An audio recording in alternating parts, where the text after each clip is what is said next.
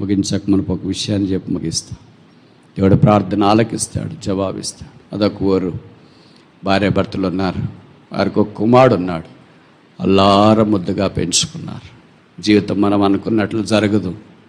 బండలు ఓళ్ళు అయితే ఓళ్ళు బండలు అవుతాయి. ఈ పిల్లవాడు 5వ తరగతి చదివే దినాల్లో వాళ్ళ నాన్న అకస్మాత్తుగా చనిపోయాడు. తల్లి ఏం చేయాలో దిక్కుదోచిన పరిస్థితుల్లో మంచం పట్టింది. ఇక నా బ్రతుకు వ్యర్థమే, మా ఇంటి లేకుండా నేను ఎలాగుండగలను అని అంగలార్చింది, ఘోషించింది, బద్దలయ్యేటట్టు ఏడ్చింది హృదయం. ఇరుగు పొరుగు వారు వచ్చి ఆమెను ధైర్యపరిచినారు, లేవనెత్తినారు, కూర్చుని పెట్టినారు. అలాగూ కుమారుని కొరకు బ్రతకమ్మా, కుమారునిలోని భర్తను చూసుకొని పిల్లవాడిని కొరకు బ్రతకన్నారు. అలాగే బ్రతకడము ఆరంభించింది. కొంతకాలం అయిన తర్వాత భర్త లేడు కదా, సంపద కష్టమైపోయింది. ఆమె పోషణ, పిల్లవాడిని పోషణ, బట్టలు, పిల్లవాని స్కూల్లో ఫీజులు ఇవన్నీ కష్టమైనాయి. ఒకసారి స్కూల్లో ఫీజు కట్టే అవసరం అంటే అమ్మ దగ్గరికి వచ్చి అడిగాడు, మమ్మీ స్కూల్లో ఫీజు కట్టాలా డబ్బులు అని. వాళ్ళమ్మ సరదాగా బాధ దిగమింగుకొని, తల్లి యేసుప్రభు వారికి ఒక ఉత్తరం రాయరా అనింది. ఎక్కడ రాయాలా? అప్పుడు కార్డ్స్ ఉండే, ఫోన్ లేవు కదా. 25 పైసలు ఇస్తే పోస్ట్ ఆఫీసులో కార్డు ఇచ్చేవాడు.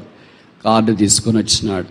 ప్రియమైన యేసుప్రభు వారు, నా తండ్రికి నీ కుమారుడు రాయటేమనగా, నేను 5వ తరగతి చదువుతున్నాను, స్కూల్లో కట్టడానికి ఫీజు నాకు లేదు, దయచేసి నాకు 500 ఫీజు పంపించు, ఇట్లా నీ కుమారుడు అని పేరేదో ఇస్సా కనుక రాసినాడు.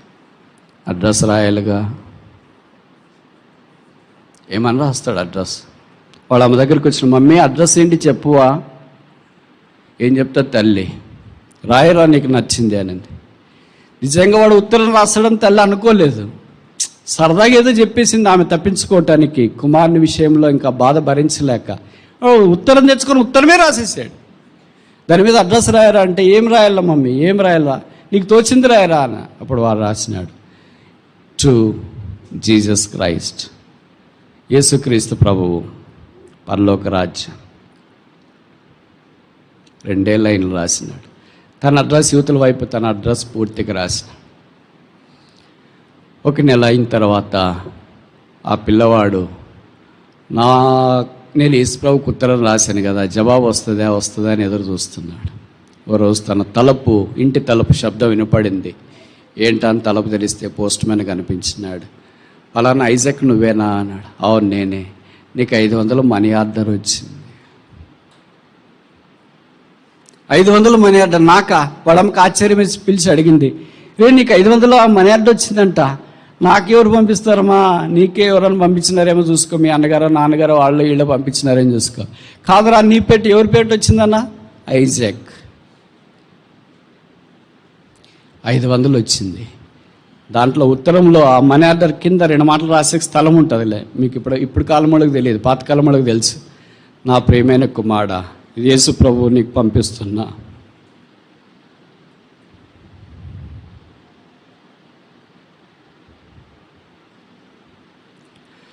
ఫీజు 500 రూపాయలు.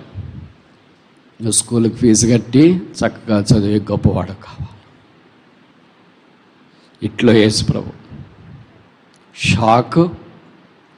ఏంటి యేసుప్రభు పేట వచ్చింది, 500 రూపాయలు వచ్చింది. 500 తీసుకున్నాడు. ఏం చేయాలో తోచలేదు. అమ్మ కొడుకు ఇద్దరు కూర్చున్నారు. అమ్మ చెప్పింది, నేను ఏదో సరదాగా అన్నాను రా, నువ్వు సరదాగా చేసావు, ఇప్పుడు చూస్తే వాస్తవంగా 500 వచ్చింది. ఎవరు పంపిస్తారు మరి 500? యేసుప్రభు ఎలాగ పంపిస్తాడు? 500 వచ్చిందనే సంబరం కంటే 500 ఎలాగొచ్చిందనే ప్రశ్న వాళ్ళ మనసులో ఎక్కువ మెదడం ఆరంభించింది. అందుకే ఓ దినాన్న ఈ పిల్లవాడు తల్లి ఇద్దరు కలిసి పోస్ట్ ఆఫీస్కి వెళ్ళారు.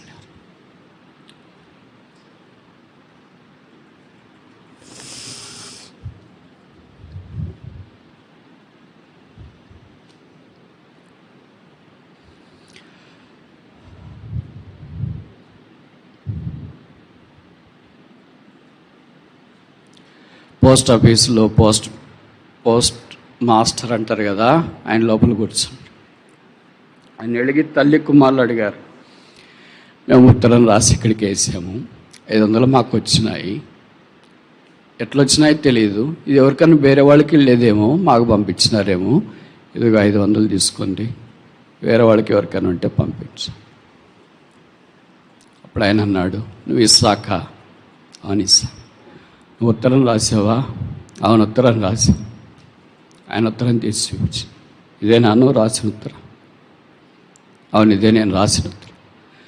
యేసుక్రీస్తు ప్రభు పరలోక రాజ్యం అంటూ అడ్రస్ రాసావు కదా, ఫ్రమ్ అడ్రస్ నీది రాసావు కదా, అన్నీ ఫ్రమ్ అడ్రస్కి 500 రూపాయలు యేసు ప్రభువే పంపించాడు.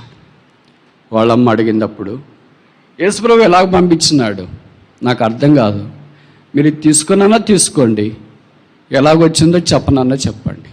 అప్పుడు ఆయన ఇలాగ చెప్పడం ఆరంభించిన,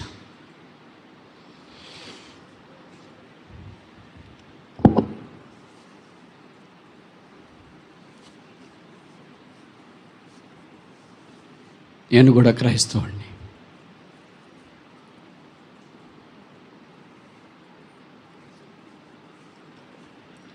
యేసుప్రభుని నమ్మాను. చాలా కాలంగా ఈ పోస్ట్ ఆఫీస్లో పనిచేస్తున్నాను. నా దగ్గర 500 రూపాయలు ఎవరికైనా పేదవాళ్ళకి సహాయం చేయాలనుకున్నాను. ఈ ఉత్తరం ఎవరో డబ్బాలో వేసినారు. సార్ట్ చేసే పోస్ట్ మ్యాన్లు ఉంటారు కదా, వాళ్ళ సార్ దీనికి అడ్రస్ లేదు అని తెచ్చి నాకు ఇచ్చినారు. అడ్రస్ లేని ప్రతి ఉత్తరము ఖచ్చితంగా పోస్ట్ మాస్టర్ దగ్గరికి వెళ్తుంది. ఆయన చూశాడు, ఇది అడ్రస్ లేదా, ఎవరికి వెళ్ళాలో అడ్రస్ లేదా, తన దగ్గర పెట్టుకున్నాడు. ఫ్రమ్ అడ్రస్ ఉందా, ఉంది అనుకో. అప్పుడు దేవుడు నాకు ఇచ్చిన భారం కొలిది ఈ 500 రూపాయలు మనీ ఆర్డర్ తీసుకొని ఆ పిల్లవాని అడ్రస్ రాసి యేసుప్రభు పేట పోస్ట్ చేశాను. ఇది ప్రభువు మీకు ఇచ్చింది, మీ ప్రార్థన దేవుడు ఆలకించిన, తిరిగి తీసుకుని వెళ్ళండి. కథ కట్ చేస్తే